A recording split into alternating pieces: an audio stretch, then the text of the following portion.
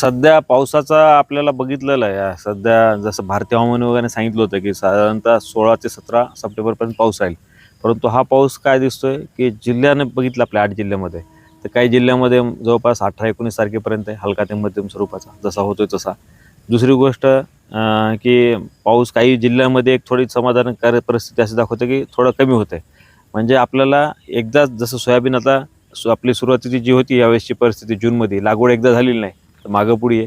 तो सोयाबीन पण मागं पुढं जिथं काढायला आलं निश्चितपणाने आपल्याला पावसाचा अंदाज घेऊनच आपल्याला पुढचं काम नियोजन करावं लागणार आहे. किती दिवस आपल्याकडे ब्रेक आहे, आपल्याला उघाड मिळणार आहे, त्यानुसार आपल्याला आपलं जर सोयाबीन काढायला असेल तर त्याप्रमाणे नियोजन आपल्याला हे सोयाबीन काढण्यासाठी करायचं आहे. आता वापसा बघता तुम्ही बघताय की सगळीकडे पाऊस वेगवेगळ्या प्रकारे झालेला आहे.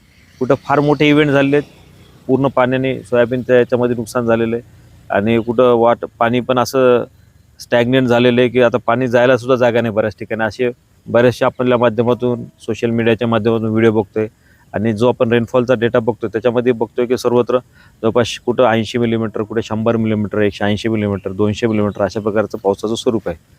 तर हे सगळं बघता असं दिसतंय की येणाऱ्या कालावधीमध्ये तुम्हाला अजून एक आठवडा आपल्याला जे ERFS मिळालं होतं त्याच्यामध्ये असं सांगते की थोडा पाऊस आहे अजून.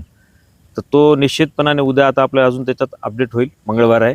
तर आपण पाहूया की त्याच्यामध्ये कशा प्रकारचं स्वरूप आहे आणि त्याच्यानंतर आपण डिसिजन घेता येईल की नेमकं काय आपल्याला ऑपरेशन्स करायचे, कारण वापसा असल्याशिवाय आपल्याला काहीच करता नाही शेतामध्ये.